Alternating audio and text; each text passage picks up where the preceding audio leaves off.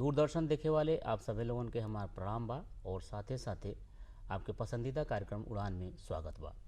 उड़ान वो कार्यक्रम है जेमन आप युवा साथीन के करियर से, शिक्षा से, स्वास्थ्य से संबंधित हमन के बातचीत कइल जाला और बातचीत के अलावा और भी बहुत सारी चीज़ हमन के लेके आवल जाला जेके देख के सुन के आप लोग अपने अंदर ओकर विकास से संबंधित परिवर्तन कर सकें। साहित्य, संगीत, कला एक ऐसा विषय है जिकरे बिना हमन के साहित्य में और वेद में चाहे पुराणन में वर्णन बा बहुत सारा कि अगर जौने इंसान के अंदर साहित्य, संगीत और कला नाई बा वो साक्षात पशु के समान है। ऐसा पशु जिकरे सींग और पूँछ नाई बा। कहने का मतलब ये है कि अगर जीवन में संगीत नाई बा, साहित्य नाई बा तो मनई कोनो मनई नाई है, वो एक जानवर के समान है। आज हमारे स्टूडियो में दो ठो शहर के युवा प्रतिभागी या प्रतिभावान चेहरा कहीं जे अपने शहर का नाम रोशन करता और साहित्य और संगीत के क्षेत्र में अपन कदम बढ़ौले बा। ये वादा के साथ, शहर के वादा के साथ और खुद के वादा के साथ कि हम साहित्य के क्षेत्र में और संगीत के क्षेत्र में अपने शहर का नाम रोशन करब और ये विधा का सेवा करब। आइए आपसे हम मुलाकात कराएं और दोनों लोगन के। हमारे सबसे किनारे बाटी सूर्यांश द्विवेदी मिहिर जी। आप एक युवा रचनाकार बाटी और इनका उपन्यास भी आ गई बा मार्केट में, ओकर हमन के चर्चा कइल जाई। पहले आप उनसे परिचय करी। साथे साथे हमारे बगल में बैठल बाटी शिवानी पांडे। ये बहुत ही अच्छी गायिका बाटी शहर के और इनके एक दो एल्बम भी मार्केट में आ चुकल बा और ये म्यूजिक से अपन सारी पढ़ाई पूरा कैले बाटी। तो सबसे पहले चली आप लोगन के हम स्वागत के क्षेत्र में चली। आप दोनों लोगन के हमारे स्टूडियो में अइले खातिर बहुत बहुत धन्यवाद के साथ आपका स्वागत बा। सबसे पहले हम कार्यक्रम को शुरुआत कर थी सूर्यांश जी से। सूर्यांश जी के जैसे हम चर्चा कैली हैं कि इनका एक उपन्यास आयल है, उपन्यास का नाम है कैंपस वाला प्यार। ये पर हमन के चर्चा कैल जाई कि ये उपन्यास के लिखले के पीछे के कारण का रहल, मोटिवेशन का रहल है। लेकिन ओकरे पहले तनी हम सूर्यांश के बारे में जानी। तो सूर्यांश जी थोड़ा सा अपने बारे में पहले बताएं, बचपन से कैसे आपका कार रुझान रहल, कैसे शुरुआत हुई, एकरे बारे में थोड़ा सा बताएं। दूरदर्शन के सभी दर्शक लोगन के प्रणाम। हमार नाम बा सूर्यांश द्विवेदी मिहिर और हम एक उपन्यास लिखले बाटी कैंपस वाला प्यार, जौन गोरखपुर शहर और गोरखपुर विश्वविद्यालय से संबंधित बा। ये उपन्यास में जैसे गोरखपुर के संस्कृति, गोरखपुर के सभ्यता, गोरखपुर के रहन सहन और जैसे गोरखपुर के जौन लोकल भाषा बा, के जौन जैसे गोरखपुर के अंदाज वाला जौन भाषा बा ओकरे बारे में लिखल गईल बा। यहाँ के जैसे जौन आसपास के क्षेत्र के संस्कृति बा, जैसे नाथ परंपरा के बारे में लिखल गईल बा, जैसे गोरखपुर मंडल मतलब के कुल मिला जुला के गोरखपुर के रिप्रेजेंट कैले के कोशिश कैल बा। थोड़ा सा अपने बारे में बताइए, आपका पढ़ाई लिखाई कहाँ से शुरू भइल और कैसे कैसे भइल? हमार पढ़ाई लिखाई जौन बा बचपन के वो कुशीनगर से भइल बाटे। संपुष्पा इंटरमीडिएट कॉलेज के हम विद्यार्थी रहल बानी। फिर से गांधी स्मारक इंटर कॉलेज से हम कॉमर्स के विद्यार्थी रहल बानी। उसके बाद गोरखपुर विश्वविद्यालय से हमार एलएलबी के पढ़ाई भइल बा। अच्छा। वर्तमान में हमार एलएलबी कंप्लीट हो चुकल बा और हम विधि के क्षेत्र में ही इस समय वकालत करत बानी हाई कोर्ट से, इलाहाबाद हाई कोर्ट से। बहुत बढ़िया, बहुत बढ़िया। शुभकामना बा आपके भविष्य खातिर। अब चलिए तो हम शिवानी जी की तरफ बढ़त हैं। शिवानी जी, आप अपने बारे में थोड़ा सा पहले से बताएं, फिर आपके गायकी के भी हमन के दर्शक गण के साथ ही आनंद लेवल जाए। थोड़ा सा अपने बारे में बताएं। सभी को मेरा प्रणाम।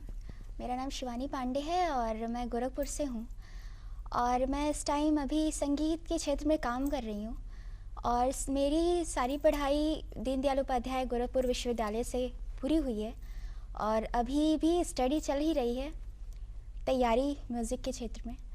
और मेरी संगीत की रुचि शुरू से बचपन से उतनी नहीं थी।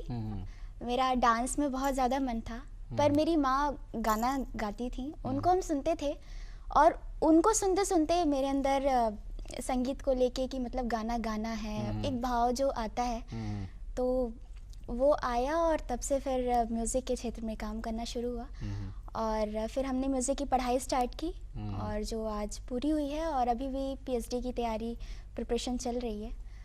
और संगीत के क्षेत्र में एल्बम भी आपके आ चुके हैं और ज़्यादातर मेरा ये लगाव लोकगीत के उस पर ज़्यादा भी था, तो उस पर भी हमने काम किया है और आगे भी अभी उस पर काम कर रहे हैं। चलिए, बहुत अच्छा, आप ऐसे ही लगी रही। सबसे बड़ी बात है देखिए कि जैसे ये बताओ थे इनके जो मोटिवेशन का कारण बा, जो प्रेरणा कारण के माता जी हैं, तो पहले भी हमन के पढ़ावल जाला कि जोन विद्यालय बच्चा के पहला जो विद्यालय होला ना, वो घर होला, माता पिता पहले शिक्षक होला। तो सही बात है, अगर माता से कोनो चीज़ अगर बच्चन के अंदर आवत है तो वो हमके लगला सबसे ज़्यादा प्रेरित कराला और मजबूत कराला लइकन के। अगर हमार कार्यक्रम कोनो जौन गार्जियन सुनत होके, अभिभावक सुनत होगा, तो उनके भी ऐसे प्रेरणा लेवे के चाहिए शिवानी जी से कि उनके भी उनके माता जी की तरह ही गार्जियन बनने की कोशिश करे के चाहिए कि अगर बच्चा को जोने फील्ड में अपन कैरियर बनावल चाहता, अगर संगीत में जाए चाहता, साहित्य में जाए चाहता, पेंटिंग में जाए चाहता, तो हमन ओके सपोर्ट कैले के जरूरत बा। काहे से ओकर जोन अंदर बावजू ओकर इंसानियत नहीं मरे पाई और हमन बहुत अच्छा काम करी। चलिए सूर्यांश जी, फिर अगला प्रश्न हम आपके तरफ ले चलती। कैसे ये रचना के जो आपके उपन्यास मार्केट में आइल है, एकरे तरफ कैसे रुझान भइल, का मन में ख्याल है लेके के लिखे खातिर आपके मन में कौन विचार कैसे आइल? जैसे विश्वविद्यालय के जोन पढ़ाई होला, जैसे इंटर पास कैले के बाद लड़का आवे ना सब विश्वविद्यालय में पढ़े, तो जैसे एक अलग दुनिया रहेला। केहू भी विद्यार्थी जब आवेला कोनो गांव से निकल के शहर में, तो ओकरे खातिर बहुत ये अलग अनुभव रहेला। वो जैसे हम ई माने नहीं कि वो जैसे स्वर्णिम समय बा पढ़ाई के, नया परिवेश होला, नया परिवेश होला, तमाम चीज शहर के बारे में, गांव से निकल के शहर अइले पे का होला, शहर के अनुभव, ओकरे बाद पढ़ाई लिखाई के जोन दायरा रहेला वो बढ़ जाला। पहले एगो सीमित दायरा रहेला पढ़ले के, ओकरे बाद अइले पता चलेला कि इतना पढ़े के बा, इतना प्रोफेसर, इतना सब चीज। तो जैसे ओकरे बाद जैसे जब पढ़ाई खत्म होला यूनिवर्सिटी वाला, तो पढ़ाई खत्म होने के बाद वो सब चीज कैंपस में ही खत्म हो जाला, वो जाके जोन भी चीज रहेला। तो ये चीज के बारे में बहुत साहित्य में कम पढ़ल लिखल गइल बा, लिखल पढ़ल गइल बा, लेकिन कैंपस के विषय में कि जैसे एगो विश्वविद्यालय के कोनो फैकल्टी बा, ओहू के महत्व हो सकेला, जैसे हॉस्टल बा ओकर का महत्व हो सकेला, हॉस्टल के जैसे छात्रावास बा ओकर बहुत महत्व होला। हम हॉस्टल में रहल बानी विवेकानंद में, तो हम जानते नहीं कि छात्रावास हर चीज सिखा देला। जैसे गोरखपुर विश्वविद्यालय के छात्रावास में रहने का मतलब ये बा कि आप कोनो कंडीशन रहे, कुछ रहे, आप समझ जाए, सीख जाए, रह ले कोनो जगह भी। कठिन से कठिन परिवेश में रहने की क्षमता मतलब तो हॉस्टल जिसे बना देला, हमारी मानला कि हॉस्टल बना देला, और हमारी ई मानला कि जे भी विद्यार्थी बा, जे भी पढ़त लिखता, ओके अपने जीवन में एक बार हॉस्टल में जरूर रहे चाहिए। हाँ, वो वजह से बहुत कुछ सीख ली जो और कहीं से नहीं सीख पाई। तो कुल मिला जाए कहल जाए कि ये उपन्यास के देखिए, हम आप लोगों को थोड़ा सा उपन्यास दिखा भी दें, ये उपन्यास के हम कवर दिखा दें, बाकी अंदर के कुछ जोन भी चीज़ें लिखले बाटी, दो चार लाइन हमन के सूर्यांश जी के माध्यम से सुनलो जाई। यह उपन्यास ही लिखले बाटी कैंपस वाला प्यार। तो जैसे कि अगर हमन के कोशिश कर जानले कहते हैं हॉस्टल के जीवन पर, जैसे आप कहते हैं कि हम हॉस्टल में रहल बाटी, तो ई मानल जा सकला कि हॉस्टल प्रेरित कैले बा ये उपन्यास के लिखे में। हॉस्टल प्रेरित कैले बा, यूनिवर्सिटी प्रेरित कैले बा, जैसे यूनिवर्सिटी के प्रोफेसर लोग जे भी हमार गुरुजी रहल बा, वहाँ सबके मतलब माध्यम से बहुत प्रेरणा मिलल बा कि हाँ लिखे के चाहिए ये सब विषय पे।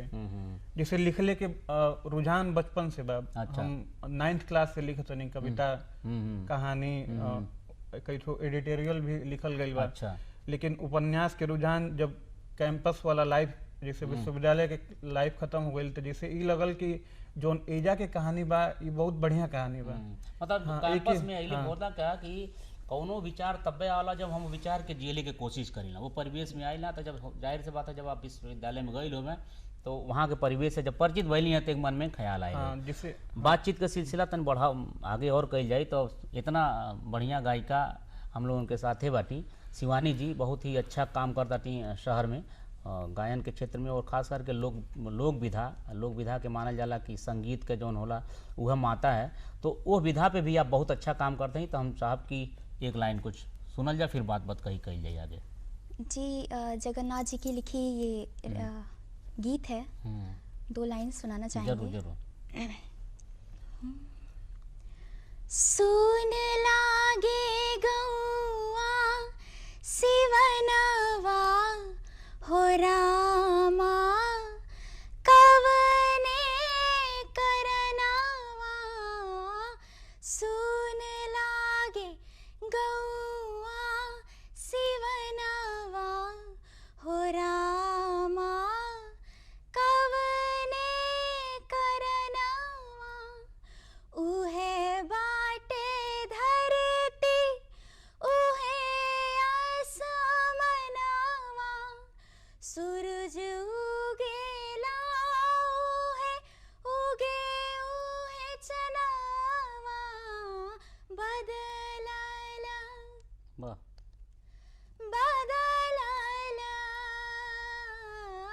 बदलल काहे दो पवनवा हो रामा कवने करनवा। बहुत बढ़िया, बहुत बढ़िया, बहुत बढ़िया, मज़ा आ गई। जैसे बात बात कही होत रहे और साथे साथे अगर गीत संगीत भी काने में अगर पड़ला तो जैसे लगल कि एनर्जी आ गई, एक ताकत आ गई।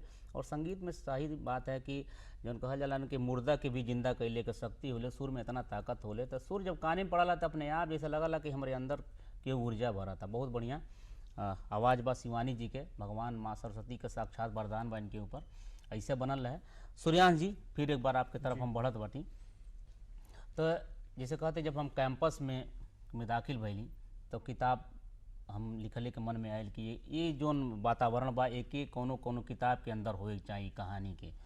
तो जाहिर सी बात है किताब लिखले के भावना जागृत कैल तो आसान है, लेकिन उनके पन्ना पे जाओ बहुत बहुत तरह के, और ख़ास करके एक विद्यार्थी जीवन में जो अर्थ की जो व्यवस्था होले ना कि ओके जुटावल बहुत, जैसे आप कहलिए कि हॉस्टल में रहल भी अपने आप में एक शिक्षा देला, तो हॉस्टल में रहले के और भी कारण है कि वहाँ पे अर्थ का जो व्यवस्था होले ना, आदमी यही नाते हॉस्टल में ज़्यादा कहीं रहल चाहला कि वहाँ पे जो इकोनॉमिकल सब फ्री हो जाला आदमी। तो जाहिर सी बात है वहाँ पे विद्यार्थी जीवन में कौनो संकलन तैयार कई, कोनो प्रकाशन के पास गई तो फ्री में केहू ना छापे वाला बा, तब और भी तमाम तरह का समस्या आई मटेरियल जुटोले के।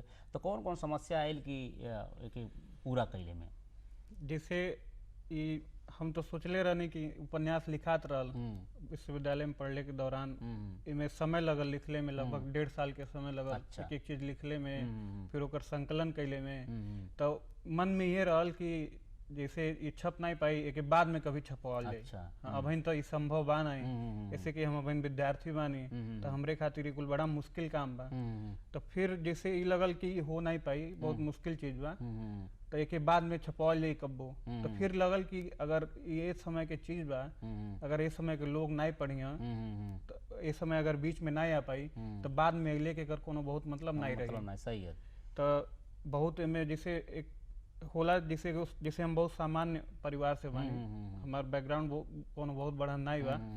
तो जैसे मित्र लोगन के सहयोग से और बड़े भाई लोगन के सहयोग से ये कुल सब हो पाइल धीरे धीरे। पहले छपल, ओकरे बाद एकर विमोचन भइल, और अब धीरे धीरे बहुत अच्छी तरह से सब लोग पढ़ता, एकर बढ़िया फीडबैक आवता, सबसे बहुत जौन बा की प्रेम और स्नेह मिलता। अच्छा, ई किताबी के नेचर अंदर कैसे हो? जैसे कुछ उपन्यास होला कि स्टार्टिंग से लेके अंत तक के कहानी के तरह बनला, एक होला चैप्टर वाइज होला, अलग अलग कहानी के अलग अलग तरह संकलित है। तो आप अपने उपन्यास के छोटा सा संकलन के कौन रूप में बनौले बाटी? जैसे उपन्यास जौन बाटे की 10 चैप्टर में बाटे। अच्छा। 10 भाग बा एकर। एमे जैसे विश्वविद्यालय के बारे में, छात्रावास के बारे में, छात्र संघ के चुनाव के बारे में। जैसे पहले कोनो भी हम अगर प्रेम कहानी के बात कर ली, तो जैसे प्रेम कहानी के आगाज एक ठो होला, शुरुआत होला। जैसे कैंपस वाला लाइफ जौन बा वो के एक ठो शुरुआत होला, आदमी पढ़े जाला, नाम लिखवावेला, एडमिशन होला, पढ़ाई होला, उसके बाद परीक्षा होला। तो यही 10 चैप्टर में एकर संकलन बाटे, आगाज से लेके अंजाम तक बाकी। जैसे अंजाम में का होला, लास्ट में का होला। हाँ, मतलब पूरी जैसे अगर आप इंटर कैले के बाद स्कूलिंग लाइफ जब ख़त्म हो जाले तो आदमी विश्वविद्यालय कॉलेज में दाखिला लेला, तो फर्स्ट ईयर से लेकर के चाहे वो बीए कराता, बीएससी कराता, फिर पीजी कराता, फिर मास्टर के बाद ओकरे बाद पीएचडी करता, शोध कराता। ये पूरी जो श्रृंखला चले ले वो ओकरे जीवन में कौन कौन सा वातावरण, कौन कौन सा माहौल लेके आओ लगे पूरा 10 के चैप्टर में एक संकलित कैले बाटी। एक बारे में 2-4 लाइन हम सुनल जाए, लेकिन पहले हम सोचते हैं कि शिवानी जी से और गीत सुन लो जा, फिर एक बाद कि आगे बढ़ल जा, फिर बात कहीं में। फेस्टिवल सारे खत्म हो गए हैं, तो हम सोच रहे थे कुछ शादी का सीजन आ रहा हाँ, है। क्योंकि अब लगन स्टार्ट होने वाला बात, सही बात है, अब घरे घरे शहनाई बजे वाला। तो कन्यादान का एक गीत हम गाना चाहेंगे। जरूर जरूर। कवन घर हनवारे बाबा दिनवे में लागेला, कवन घर हनवाधे रात हो। बहुत बढ़िया, वाह।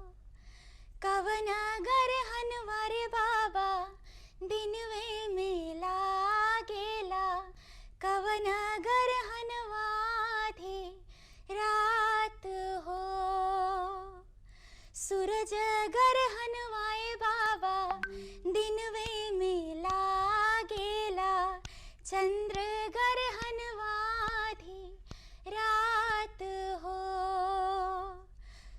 अजगर हनवाए बाबा दिनवे में लागेला, चंद्र गरहनवाधी रात हो। बेटी गरहनवाए बाबा मड़वे में लागेला, अब दलऊ ग्रह होए हो। पूरा और बात मन। हाँ है। हाँ तो पूरा सुनाई, बहुत अच्छा लगा था कि पूरा करके सुनाई। बेटी गरहनवाए बाबा मड़वे में लागेला, अब दलऊ ग्रह होए हो। अखियाँ से लोर गिरे मुहवा से बतिया हो, आजू हम भैली पराई हो। कवन गरहनवाए बाबा मड़वे में लागेला, कवन गरहनवाए आधी रात हो। वाह, बहुत ही खूबसूरत, बहुत ही खूबसूरत। कितना एकर बखान कइल जा, बहुत ही अच्छा। जैसे कि सही बात, लोक संगीत में गीत जो लिखल जाले वो हमन एक मैसेज होला, ओकर एक लिखले के एक महात्म होला, ओकर मैसेज होला वास्तव में। और जोन मैसेज होला वो आस पास के जीवन से जुड़ल होला, हमन कहीं से ऐसा अलग से ना कुछ बिठावल होला, हमारे और आपके जीवन से संबंधित ही संकलन होला। बहुत बढ़िया लगल शिवानी जी आपका ये गीत। आगे भी और अभी सुनल जाए, अभी इतना जल्दी आपके ना छोड़ल जाए हमन के, पूरे कार्यक्रम में बहुत आपके सुनवावल जाए दर्शक लोगन के। कुछ सूर्यांश जी आपके तरफ से भी हो जाए, जो एमन कुछ जो चैप्टर आपके लगा था कि हमारे दर्शन के सुनावे के चाहिए, तो उनकी में आप हम गोरखपुर पे एक तो कविताएं में लिखले बानी। अच्छा। जो गोरखपुर के बारे में बड़ी जरूर जरूर एकदम ओके हम पढ़ब, लेकिन एक ठो लाइन बा उपन्यास के जो ने कि हम बहुत फेमस लाइन भइल बा, और ये मानल जाए कि जैसे उपन्यास के एक ठो होला भाव होला, अच्छा अच्छा, एक ठो आत्मा होला, तो वो लाइन हम पढ़ल चाहते नहीं। प्रेम जब होता है बरबस ही हो जाता है। प्रेम करने के लिए समाज के सहमति की आवश्यकता नहीं होती है, लेकिन प्रेम के मुकम्मल होने के लिए प्रेम को न जाने समाज के कितने प्रतिमानों से लड़ना पड़ता है।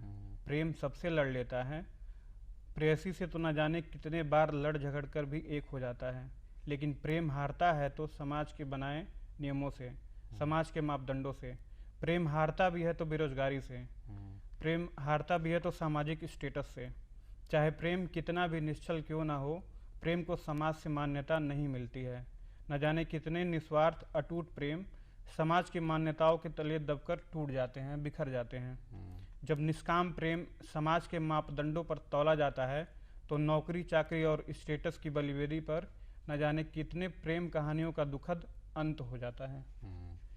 तो ई लाइन जोन बाटे की बड़ा फेमस भइल बा, और युवा लोगन के बीच में मतलब ज्यादा पसंद, हाँ, बहुत पसंद कइल गेल बा। और कुछ मन कुछ चंद लाइन बताएं। जैसे कि एक ठो एकर विमोचन भइल रहल रवि किशन माननीय गोरखपुर के सांसद जी 25 मई के कैले रहनी, तो वहाँ के जोन बा एमे एगो कविता लिखल बा गोरखपुर पे, तो वो बहुत पसंद आयल वहाँ के, तो वो अपने अंदाज में जरूर ओके पढ़नी बहुत बढ़िया से जोन बाटे की, तो एक हम पढ़ल चाहतनी जरूर। जैसे उस समय में सुनील जोगी जी के एगो कविता बड़ा प्रसिद्ध रहे, मुश्किल है अपना मेल प्रिय, ये प्यार नहीं है खेल प्रिय। तो वही से प्रेरित होके हम गोरखपुर के बारे में लिखले बानी कि गोरखपुर में का चीज प्रसिद्ध रहला। जैसे आजकल गोरखपुर जोन बाटे की बहुत उत्कर्ष पे बा, जरूर जरूर एकदम मुख्यमंत्री जी की वजह से जोन बाटे की बहुत विकास होता, कोई हमन कोनो शक नहीं बा, सही बात। हाँ, तो उहे ओकरे बारे में हम लिखले बानी में कि तुम कश्मीर की केसर हो, मैं गोरखपुर का दाल प्रिय। जैसे कश्मीर में केसर प्रसिद्ध बा, तो जैसे अपने गोरखपुर के जो क्षेत्र बा पूर्वांचल के पूर्वांचल में जैसे दाल बाटी लिट्टी चोखा बड़ा सबके पसंद आवेला, तो वहाँ से जोड़ के लिखल गई बात, तुम कश्मीर की केसर हो, मैं गोरखपुर का दाल प्रिय। तुम बर्फ की ठंडी झील हो, मैं रामगढ़ का ताल प्रिय। जैसे डल झील बा कश्मीर में, ओकर बड़ा महत्व बा, तो कोनो शक नहीं बा कि अपने यहाँ के रामगढ़ ताल के नौका विहार के जोन बाटे की बहुत महत्व बा पर्यटन के क्षेत्र में। तुम लखनऊ की गजक हो, मैं बाल बिहार का पान प्रिय। तुम मथुरा वाली पेड़ा हो, मैं बक्सीपुर का चाय प्रिय। बक्सीपुर के चाय बड़ा प्रसिद्ध है, वहाँ हमेशा जब जाए तब देखब कि भीड़ लगल।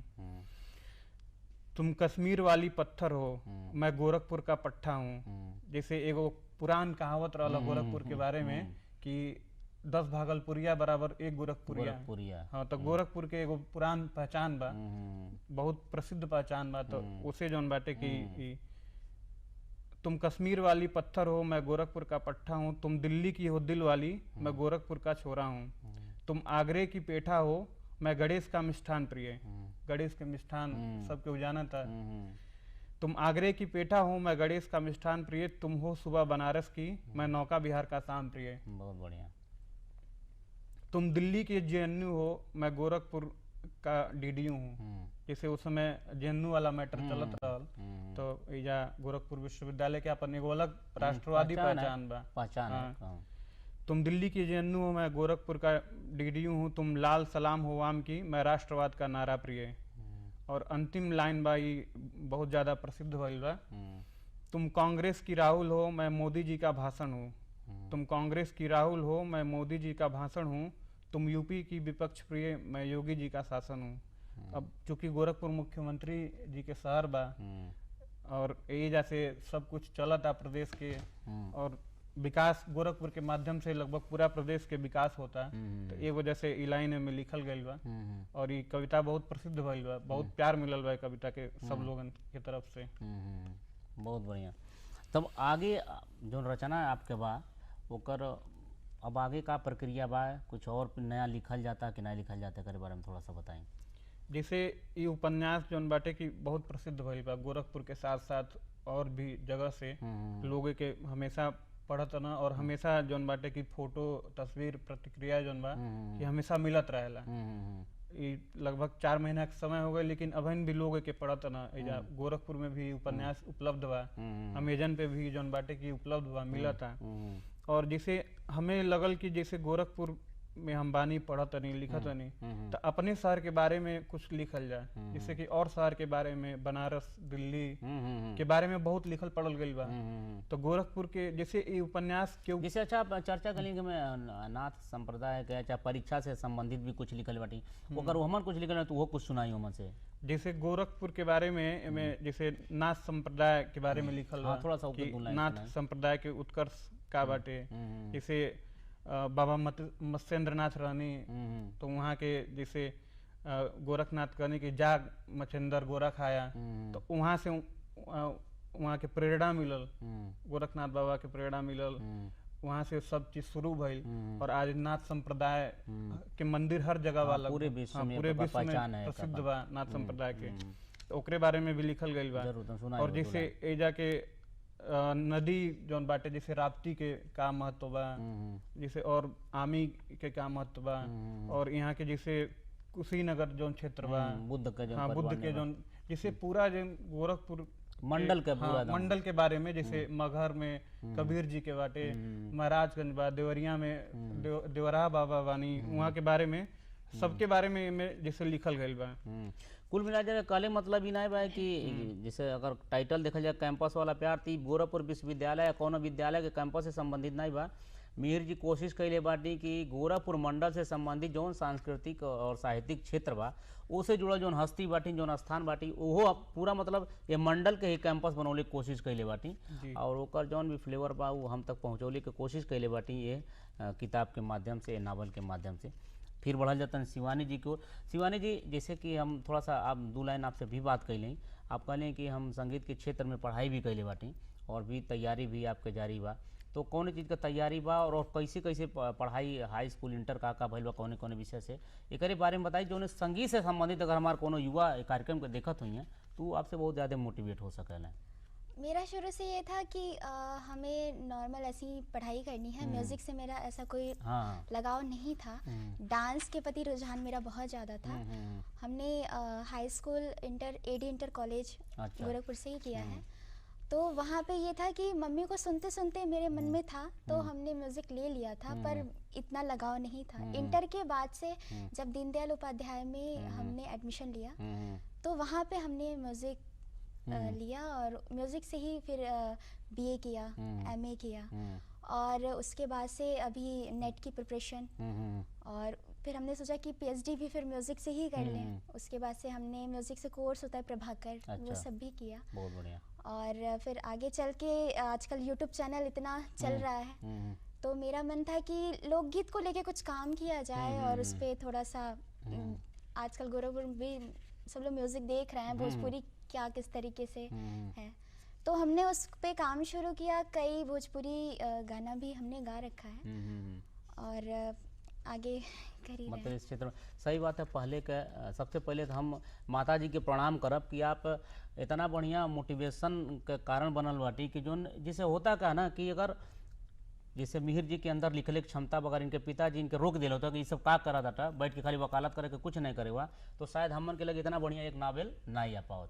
उसी तरह से अगर शिवानी जी की माता जी कि अगर माता जी के साथ साथ पिताजी भी का मतलब भी पूरी बहुत परिवार की हम बात करते हैं, अगर सहयोग सपोर्ट रहा नहीं मिलल हो तो शायद हमन के शिवानी जी के इतना बढ़िया मधुर आवाज़ के हमन के आनंद नहीं ले पौनी और शिवानी जी से हमन आज बात नहीं कर पौती। हो सकला कौन विधा के पढ़ाई करती और बिना मन के करती। और संगीत अगर जिसे कहती कि डांस रहल है मन में, तो डांस का मतलब संगीत का एक अंश रहल है, बाद में वोकल में कन्वर्ट हो गई। तो संगीत से रिलेटेड आप प्रेरणा बनी, करे खातिर आपके बहुत बहुत धन्यवाद माता जी। और हर गार्जियन के हम फिर से प्रार्थना करब कि आपके बच्चा के अंदर जवन भी गुण बा ओके संवर्धन कैले के कोशिश कैल जा। तो एक और कोनो गीत हो जाए साथे साथे। एक लड़की के मन की व्याथा है, 2 लाइन कहना जरूर, चाहेंगे। जरूर। जैसे कि कैंपस वाला प्यार की बात चल रही है, 2 लाइन। झूठ साच पतावा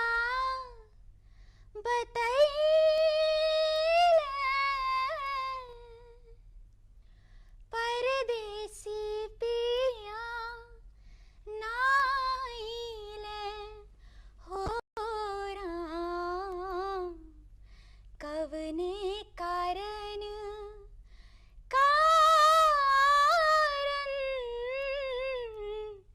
कवने कारण से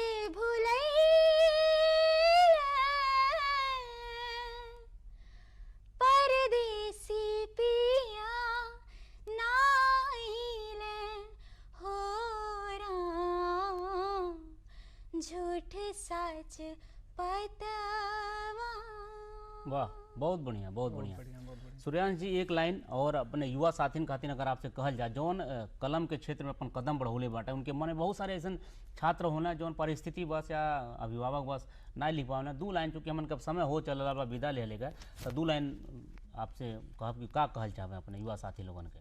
सबसे पहले तो हम 4 लाइन पढ़ल चाहते हैं। जरूर जरूर, युवा जल्दी लोन से। खातिर ही बा, जरूर। तो ये हॉस्टल से संबंधित बा।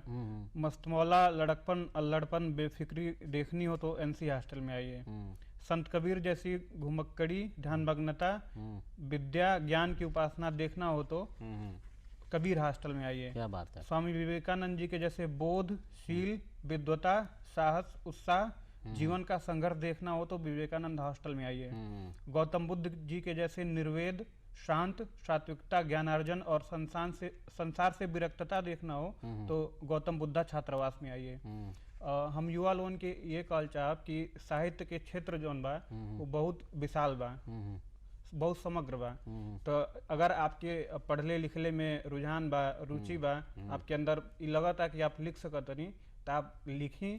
हमार सबके शुभकामना बा और हमार हमेशा सबका साथ रही। अगर आपके लिखले पढ़ले में रुझान बा, आप चाहतनी साहित्य के क्षेत्र में आगे बढ़ल, तो आप हमसे जरूर संपर्क करब, जौन भी होई हम आपके हाँ जरूर भाई कि भाई एक सीनियर के रूप में भाई मार्गदर्शन होला।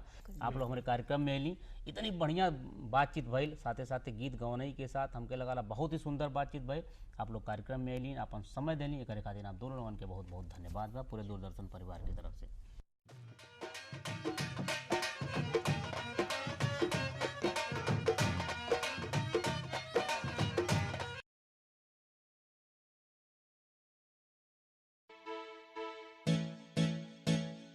एक हम और एक तुम ऐसे मिले इस तरह, एक हम और एक तुम